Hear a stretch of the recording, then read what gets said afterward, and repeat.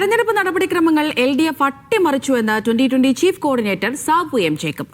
ഇടതും വലതും ചേർന്ന് കൂട്ടുമുന്നണിയുണ്ടാക്കി തങ്ങളുടെ സ്ഥാനാർത്ഥികളെ ഭീഷണിപ്പെടുത്തിയെന്നും അദ്ദേഹം പറഞ്ഞു. CPM-നും കോൺഗ്രസിനും പാർട്ടി ചിഹ്നത്തിൽ മത്സരിക്കാൻ ഭയമാണെന്നും ജനവിധി എന്തായാലും സന്തോഷത്തോടെ സ്വീകരിക്കുമെന്നും സാബു എം ജേക്കബ് മീഡിയ വണിനോട് പറഞ്ഞു. എന്തായാലും ഇത്തവണയും ഒരു തെരഞ്ഞെടുപ്പ് അങ്ങോട്ട് പൂർത്തിയാകുകയാണ്. വിചാരിച്ചമാതിരി കാര്യങ്ങൾ നടന്നു. അല്ല, ഞങ്ങൾ പാർട്ടി പരമാവധി ഈ തെരഞ്ഞെടുപ്പിൽ പ്രവർത്തിച്ചിട്ടുണ്ട്.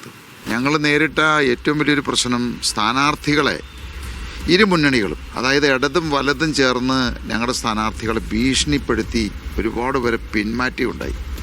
ഞങ്ങൾ ഏതാണ്ട് 1600ഓളം സീറ്റുകളിൽ മത്സരിക്കണം എന്ന് വിചാരിച്ചിരുന്നത്. ഇപ്പോൾ കൊച്ചി കോർപ്പറേഷനിൽ തന്നെ 76 സീറ്റുകളിൽ ഞങ്ങൾ സ്ഥാനാർത്ഥികളെ കണ്ടെത്തിയതാണ്. അതിൽ 20ഓളം ആളുകളെ അവർ ഭീഷണിപ്പെടുത്തി പിന്മാറ്റി എന്നുള്ളതാണ്. ഇപ്പോൾ ഏതായാലും ഞങ്ങൾ മത്സരിച്ച 882 സീറ്റുകളുണ്ട്. അവിടെയെല്ലാം നല്ല രീതിയിലുള്ള ഒരു പ്രവർത്തനവും പ്രകടനവും ഞങ്ങൾ കാഴ്ചവെച്ചിട്ടുണ്ട്. ഈ 2020 മത്സരിക്കുന്ന വാർഡുകളിലെല്ലാം റെക്കോർഡായിട്ടുള്ള വോട്ടിംഗ് പെർസെൻറ്റേജ് വന്നിട്ടുണ്ട്. മുമ്പ് താങ്കൾ തന്നെ പറഞ്ഞൊരു കാര്യമുണ്ടായിരുന്നു, അതായത് 2020 ഏത് വിധേനയും പരാജയപ്പെടുത്താനുള്ള ഒരു ശ്രമം കോൺഗ്രസും CPM-ഉം ചേർന്ന് നടത്തുന്നുണ്ട്. സംസ്ഥാന നേതൃത്വങ്ങൾ വരെ കൂടിയാലോചന നടത്തി എന്നുള്ളത്, അത്തരം സംഭവങ്ങൾ ഉണ്ടായിട്ടുണ്ടോ? ഈ തവണ ഞങ്ങൾ നമ്മുടെ കൊച്ചിൻ കോർപ്പറേഷനും മുനിസിപ്പാലിറ്റികളും ഈ പറയുന്ന 48ഓളം പഞ്ചായത്തുകളും മത്സരിക്കാനായിട്ട് ഇറങ്ങി. അപ്പോൾ ജനങ്ങളുടെ ഒരു പൾസ് അവർ തിരിച്ചറിഞ്ഞു. അപ്പോഴാണ് അപകടം തിരിച്ചറിഞ്ഞിട്ട് ഇവരെല്ലാവരും കൂടിയിട്ട് ഒരു കൂട്ടുമുന്നണി ഉണ്ടാക്കാൻ തീരുമാനിച്ചത്. ഇടതും വലതും ചേർന്നപ്പോൾ കുന്നത്താടിൻ്റെ മിക്ക സ്ഥലങ്ങളിലും ഇവർ ധാരണയിലാണ് മത്സരിച്ചത്, ചിഹ്നത്തിൽ മത്സരിച്ചിട്ടില്ല. ഇവർ ഭയന്ന് പറിച്ചിട്ടാണ് ഇതുപോലെ ഒരു സഖ്യം ഉണ്ടാക്കിയത്.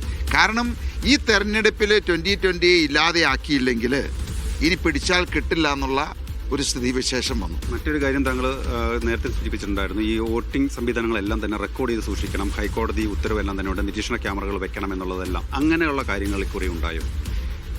ഞങ്ങൾ 2020 മത്സരിക്കുമ്പോൾ തന്നെ കണ്ണൂർ മോഡൽ ബൂത്ത് പിടുത്തം അവിടെ നടന്നു. അത് മുൻകൂട്ടി കണ്ടതുകൊണ്ട് ഈ തവണ ഞങ്ങൾ ഇവരെല്ലാവരും കൂടി ഒന്നിച്ചു വരുന്നതുകൊണ്ട് വ്യാപകമായിട്ടുള്ള ബൂത്ത് പിടുത്തവും അക്രമവും ഞങ്ങൾ പ്രതീക്ഷിച്ചിരുന്നു. ഞങ്ങൾ 10 റിട്ട് ഹർജിയാണ് ഹൈക്കോടതിയിൽ ഫയൽ ചെയ്ത്. ഈ 10നും വളരെ ശക്തമായിട്ടുള്ള ഒരു ഉത്തരവ് ഹൈക്കോടതി തന്നു. പറയുന്നത് സ്ഥാനാർത്ഥികളെ ഭീഷണിപ്പെടുത്തി ബൂത്ത് പിടിക്കാനുള്ള ശ്രമങ്ങളൊക്കെ ഉണ്ടായി, ഇടതും വലതും ചേർന്നാണ് ഇതൊക്കെ നടത്തിയതെന്നുള്ള ആരോപണങ്ങൾ കൂടിയാണ് 2020 ചീഫ് കോർഡിനേറ്റർ ഉന്നയിക്കുന്നത്.